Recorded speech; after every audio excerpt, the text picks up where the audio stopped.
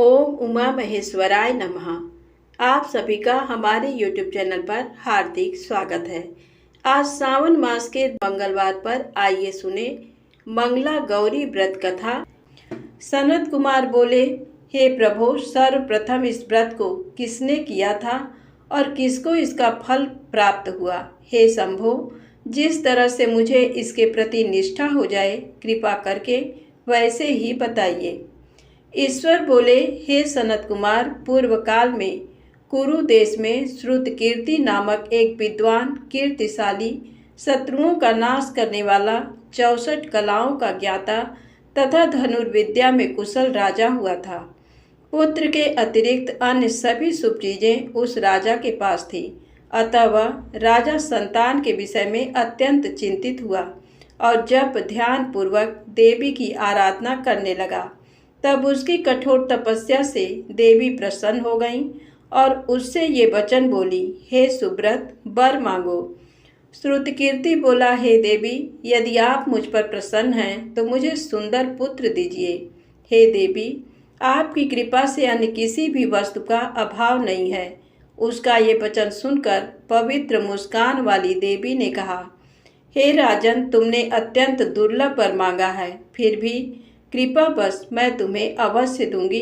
किंतु हे राजेंद्र, सुनिए, यदि परम गुणी पुत्र चाहते हो तो वह केवल 16 वर्ष तक जीवित रहेगा, और यदि रूप तथा विद्या से विहीन पुत्र चाहते हो तो दीर्घजीवी होगा। देवी का ये वचन सुनकर राजा चिंतित हो उठा और पुनः अपनी पत्नी से परामर्श करके उसने गुणवान तथा सभी शुभ लक्षणों से संपन्न 16 वर्ष की आयु वाला पुत्र मांगा। तब देवी ने भक्ति संपन्न राजा से कहा, हे नृपनंदन, मेरे मंदिर के द्वार पर आम का वृक्ष है, उसका एक फल लाकर मेरी आज्ञा से अपनी भार्या को उसे भक्षण करने हेतु प्रदान करो, जिससे वह शीघ्र ही गर्भ धारण करेगी, इसमें संदेह नहीं है। प्रसन्न होकर राजा ने वैसा ही किया और उसकी पत्नी ने गर्भ धारण कर लिया। 10वें महीने में उसने देव तुल्य सुंदर पुत्र को जन्म दिया। तब हर्ष तथा शोक से युक्त राजा ने बालक का जात कर्म आदि संस्कार किया और शिव का स्मरण करते हुए उसका नाम चिरायु रखा। इसके बाद पुत्र के 16 वर्ष के होने पर पत्नी सहित राजा चिंता में पड़ गए और वे विचार करने लगे कि ये पुत्र बड़े कष्ट से प्राप्त हुआ है और मैं इसकी दुखद मृत्यु अपने ही सामने कैसे देख सकूंगा। ऐसा विचार करके राजा ने पुत्र को उसके मामा के साथ काशी भेज दिया। प्रस्थान के समय राजा की पत्नी ने अपने भाई से कहा कि कार्पटिक का वेश धारण करके आप मेरे पुत्र को काशी ले जाइए। मैंने भगवान मृत्युंजय से पूर्व में पुत्र के लिए प्रार्थना की थी और कहा था कि हे विश्वेश, आप जगतपति की यात्रा के लिए मैं उस पुत्र को अवश्य भेजूंगी। अतः आप मेरे पुत्र को आज ही ले जाइए और सावधानी पूर्वक इसकी रक्षा कीजिएगा। अपनी बहन की ये बात सुनकर भांजे के साथ वो चल पड़ा। कई दिनों तक चलते चलते वह आनंद नामक नगर में पहुंचा। वहां सभी प्रकार की समृद्धियों से संपन्न वीरसेन नाम वाला राजा रहता था। उस राजा की एक सर्व लक्षण संपन्न युवावस्था प्राप्त मनोहर तथा रूप लावण्यमयी मंगला गौरी नामक कन्या थी। सभी उपमानों को तुच्छ करके सौंदर्य अभिवृद्धि को प्राप्त वह कन्या किसी समय सखियों के साथ नगर के उपवन में क्रीड़ा करने के लिए गई हुई थी। उसी समय वह चिरायु तथा उसका मामा वे दोनों भी वहां पहुंच गए और उन कन्याओं को देखने की लालसा से वहीं विश्राम करने लगे। इसी बीच विनोद पूर्वक क्रीड़ा करती हुई उन कन्याओं में से किसी एक ने कुपित होकर राजकुमारी को राणा ये कुवचन कह दिया। तब उस अशुभ वचन को सुनकर राजकुमारी ने कहा, तुम अनुचित बात क्यों बोल रही हो? मेरे कुल में तो इस प्रकार की कोई नहीं है। मंगला गौरी की कृपा से तथा उनके व्रत के प्रभाव से विवाह के समय जिसके सर पर मेरे हाथ से अक्षत पड़ेंगे, हे सखी, वह यदि अल्प आयु वाला होगा तो भी चिरंजीवी हो जाएगा। इसके बाद वह सभी कन्याएं अपने अपने घर चली गईं। उसी दिन राजकुमारी का विवाह था। बाहलीक देश के दृढ़धर्मा नामक राजा के सुकेतु नाम वाले पुत्र के साथ उसका विवाह निश्चित किया गया था। वह सुकेतु विद्याहीन, कुरूप तथा बहरा था। तब सुकेतु के साथ आए हुए उन लोगों ने विचार किया कि इस समय कोई दूसरा श्रेष्ठ वर ले जाना चाहिए और विवाह संपन्न हो जाने के बाद वहां सुकेतु पहुंच जाए। उन लोगों ने चिरायु के मामा के पास जाकर याचना की कि आप इस बालक को हमें दे दीजिए, जिससे हमारा कार्य सिद्ध हो जाए। इस पृथ्वी पर परोपकार के समान दूसरा कोई धर्म नहीं है। उनकी बात सुनकर चिरायु का मामा मन ही मन बहुत प्रसन्न हुआ, क्योंकि इसने उपवन में पहले ही कन्या मंगला गौरी की बात सुन ली थी। फिर भी उसने एक बार कहा कि आप लोग इसे किस लिए मांग रहे हैं। कार्य की सिद्धि हेतु वस्त्र, अलंकार आदि मांगे जाते हैं, वर तो कहीं भी नहीं मांगा जाता। तथापि आप लोगों का सम्मान रखने के लिए मैं इसे दे रहा हूँ। इसके बाद चिरायु को वहां ले जाकर उन लोगों ने विवाह संपन्न कराया।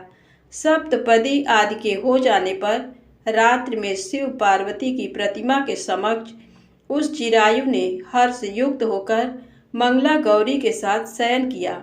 उसी दिन चिरायु के 16 वर्ष पूर्ण हो चुके थे और अर्धरात्रि में साक्षात काल सर्प रूप में वहां आ गया।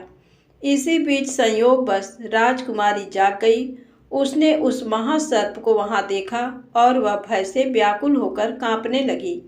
तभी उस कन्या ने धैर्य धारण 16 उपचारों से सर्प की पूजा की और पीने के लिए उसे दूध दिया।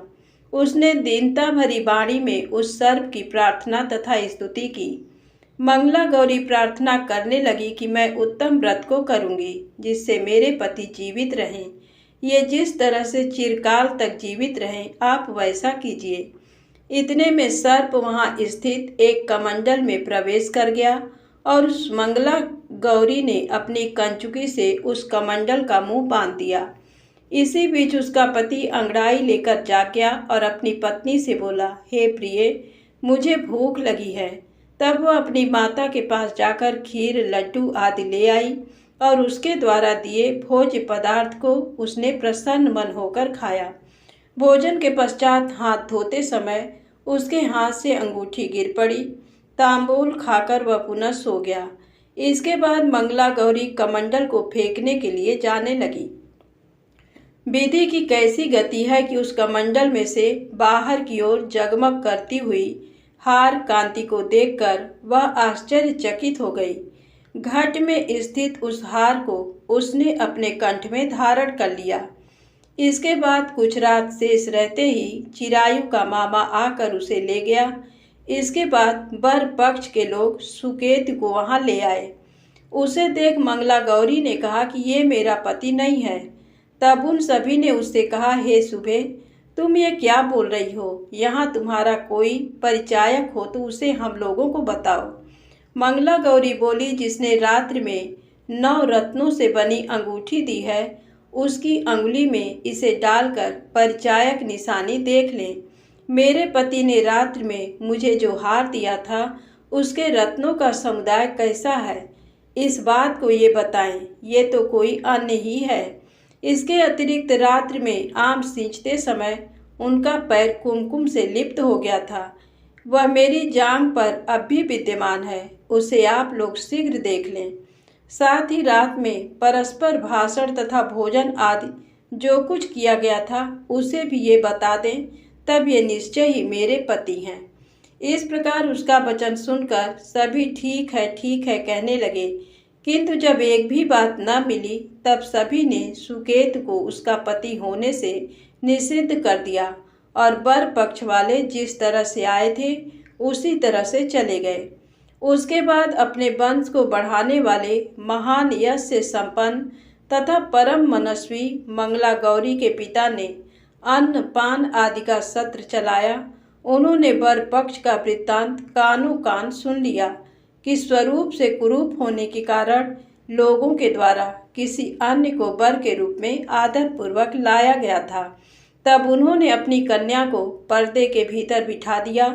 उसके बाद 1 वर्ष बीतने पर यात्रा करके चिरायु अपने मामा के साथ ये देखने आया कि विवाह के बाद वहाँ क्या हुआ। तब उसे गवाक्ष के भीतर से देखकर वह मंगला गौरी अत्यंत प्रसन्न हुई और माता पिता से बोली कि मेरे पति आ गए हैं। राजा ने अपने सुहित जनों को बुलाकर पूर्व में कहे गए सभी परिचायकों को निशानी को देखकर मंद मुस्कान वाली अपनी कन्या चिरायु को सौंप दी। राजा ने शिष्ट जनों को साथ लेकर विवाह का उत्सव कराया। इसके बाद राजा वीरसेन ने वस्त्र आभूषण आदि सेना घोड़े रथ और अन्य भी बहुत सी सामग्रियां देकर उन्हें विदा किया। उसके बाद कुल को आनंदित करने वाला वह चिरायु पत्नी तथा मामा को साथ लेकर सेना के साथ अपने नगर पहुंचा। लोगों के मुख से उसे आया हुआ सुनकर उसके माता पिता को विश्वास नहीं हुआ। उन्होंने सोचा कि प्रारब्ध अन्यथा कैसे हो सकता है। इतने में वह अपने माता पिता के पास आ गया और स्नेह से परिपूर्ण वह चिरायु भक्तिपूर्वक उनके चरणों में गिर पड़ा। तब अपने पुत्र का मस्तक सूंघ कर उन दोनों ने परम आनंद प्राप्त किया। पुत्रवधू मंगला गौरी ने भी सास ससुर को प्रणाम किया। तब सास उसे अपनी गोद में बिठाकर सारा वृत्तांत शीघ्रता पूर्वक पूछने लगी। हे महामुने, तब पुत्र वधू ने भी मंगला गौरी के उत्तम व्रत महात्म तथा जो कुछ घटित हुआ था वह सब वृत्तांत बताया। हे सनत कुमार, मैंने आपसे इस मंगला गौरी व्रत का वर्णन कर दिया। जो कोई भी इसका श्रवण करता है अथवा जो इसे कहता है उसके सभी मनोरथ पूर्ण हो जाते हैं, इसमें संदेह नहीं है।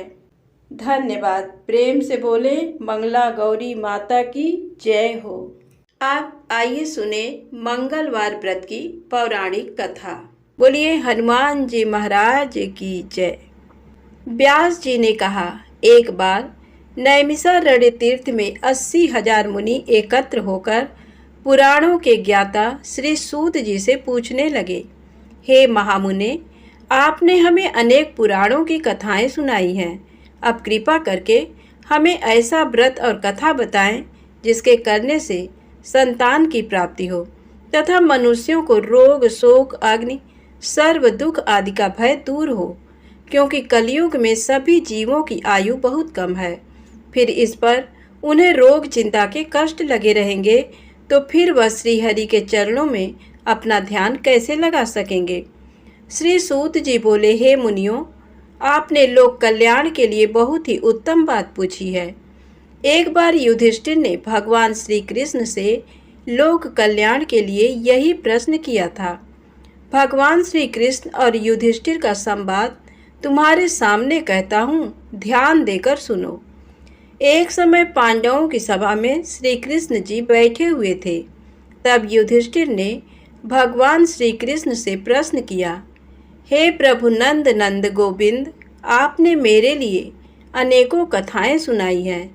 आज आप कृपा करके ऐसा व्रत या कथा सुनाएं जिसके करने से मनुष्य को रोग चिंता का भय समाप्त हो और उसको पुत्र की प्राप्ति हो। हे प्रभु, बिना पुत्र के जीवन व्यर्थ है। पुत्र के बिना मनुष्य नरकगामी होता है। पुत्र के बिना मनुष्य पितृऋण से छुटकारा नहीं पा सकता और न ही उसका पुन्नग नामक नरक से उद्धार हो सकता है। अतः पुत्रदायक व्रत बतलाएं। श्री कृष्ण भगवान बोले, हे राजन, मैं एक प्राचीन इतिहास सुनाता हूँ, आप उसे ध्यान पूर्वक सुनो। कुंडलपुर नामक एक नगर था। उसमें नंदा नामक एक ब्राह्मण रहता था। भगवान की कृपा से उसके पास सब कुछ था, फिर भी वह दुखी था। इसका कारण ये था कि ब्राह्मण की स्त्री सुनंदा के कोई संतान न थी। सुनंदा पतिव्रता थी, भक्तिपूर्वक श्री हनुमान जी की आराधना करती थी।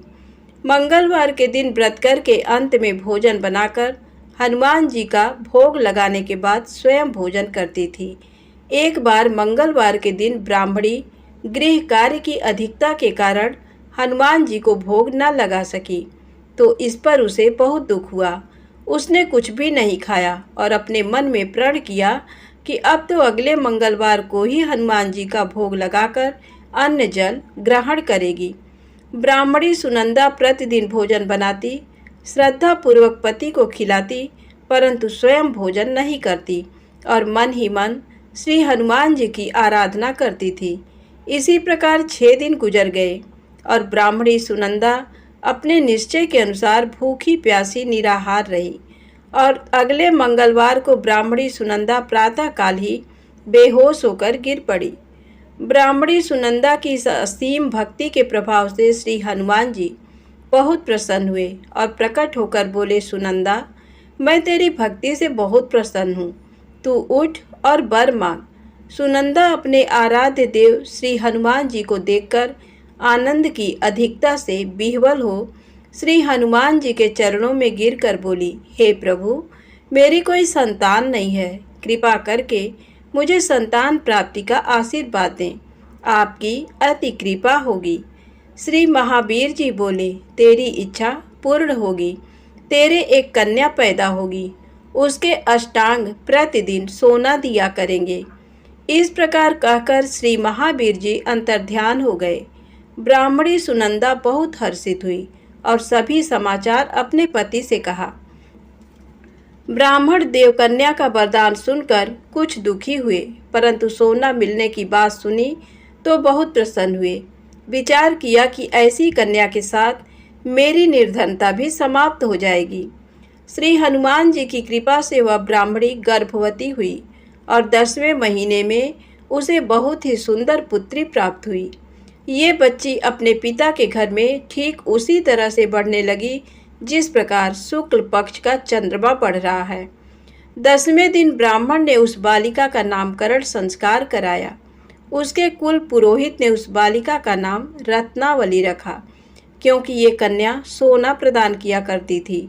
इस कन्या ने पूर्व जन्म में बड़े ही विधान से मंगल देव का व्रत किया था।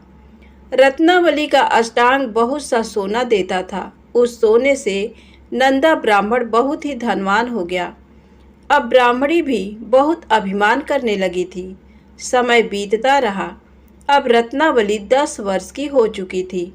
एक दिन जब नंदा ब्राह्मण प्रसन्न चित्त था, तब सुनंदा ने अपने पति से कहा, मेरी पुत्री रत्नावली विवाह के योग्य हो गई है, अतः आप कोई सुंदर तथा योग्य वर देखकर इसका विवाह कर दें।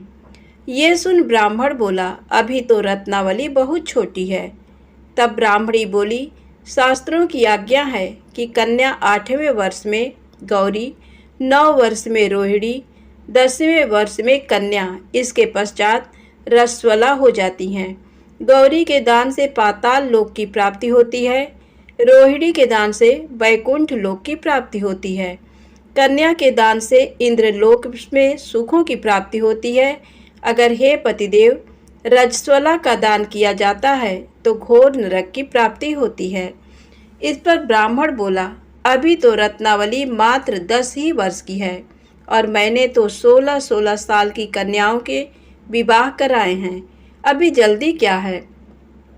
तब ब्राह्मणी सुनंदा बोली, आपको तो लोभ अधिक हो गया। शास्त्रों में कहा गया है कि माता पिता और बड़ा भाई रजस्वला कन्या को देखते हैं तो वह अवश्य ही नरकगामी होते हैं। तब ब्राह्मण बोला, अच्छी बात है, कल मैं अवश्य ही योग्य वर की तलाश में अपना दूत भेजूंगा। दूसरे दिन ब्राह्मण ने अपने दूत को बुलाया और आज्ञा दी कि जैसी सुंदर मेरी कन्या है वैसा ही सुंदर वर उसके लिए तलाश करो। दूत अपने स्वामी की आज्ञा पाकर निकल पड़ा। पंपई नगर में उसने एक सुंदर लड़के को देखा। ये बालक एक ब्राह्मण परिवार का बहुत गुणवान पुत्र था। इसका नाम सोमेश्वर था। दूत ने इस सुंदर व गुणवान ब्राह्मण पुत्र के बारे में अपने स्वामी को पूर्ण विवरण दिया। ब्राह्मण नंदा को भी सोमेश्वर अच्छा लगा और फिर शुभ मुहूर्त में विधि पूर्वक कन्यादान करके ब्राह्मण ब्राह्मणी संतुष्ट हुए। परंतु ब्राह्मण के मन में लोभ समाया हुआ था। उसने कन्यादान तो कर दिया, पर वह बहुत खिन्न भी था। उसने विचार किया कि रत्नावली तो अब चली जाएगी और मुझे इससे जो सोना मिलता था वह अब नहीं मिलेगा। मेरे पास जो धन था कुछ तो इसके विवाह में खर्च हो गया और जो शेष बचा है वह भी कुछ दिनों पश्चात समाप्त हो जाएगा। मैंने तो इसका विवाह करके बहुत बड़ी भूल कर दी है। अब कोई ऐसा उपाय हो कि रत्नावली मेरे घर में ही बनी रहे, अपनी ससुराल ना जाए। लोभ रूपी राक्षस ब्राह्मण के मस्तिष्क पर छाता जा रहा था। रात भर अपनी सैया पर बेचैनी से करवटें बदलते बदलते उसने एक बहुत ही क्रूर निर्णय लिया। उसने विचार किया कि जब रत्नावली को लेकर उसका पति सोमेश्वर अपने घर के लिए जाएगा तो वह मार्ग में छिपकर सोमेश्वर का वध कर देगा और अपनी लड़की को अपने घर ले आएगा, जिससे नियमित रूप से उसे सोना भी मिलता रहेगा और समाज का कोई मनुष्य उसे दोष भी नहीं दे सकेगा। प्रातः काल हुआ तो नंदा और सुनंदा ने अपने जमाई तथा लड़की को बहुत सारा धन देकर विदा किया। सोमेश्वर अपनी पत्नी रत्नावली को लेकर ससुराल से अपने घर की तरफ चल दिया। ब्राह्मण नंदा महालोभ के वशीभूत हो अपनी मति खो चुका था। पाप पुण्य को उसे विचार ही न रहा। अपने भयानक व क्रूर निर्णय को कार्य रूप देने के लिए उसने अपने दूत को मार्ग में अपने जमाई का वध करने के लिए भेज दिया था, ताकि रत्नावली से प्राप्त होने वाला सोना उसे हमेशा मिलता रहे और वो कभी निर्धन ना हो। ब्राह्मण के दूत ने अपने स्वामी की आज्ञा का पालन करते हुए उसके जमाई सोमेश्वर का मार्ग में ही वध कर दिया। समाचार पाकर ब्राह्मण नंदा मार्ग में पहुंचा और रुदन करती अपनी पुत्री रत्नावली से बोला, हे पुत्री, मार्ग में लुटेरों ने तेरे पति का वध कर दिया है। भगवान की इच्छा के आगे किसी का कोई बस नहीं चलता है। अब तू घर चल, वहाँ पर ही रहकर शेष जीवन व्यतीत करना। जो भाग्य में लिखा है वही होगा। अपने पति की अकाल मृत्यु से रत्नावली बहुत दुखी हुई।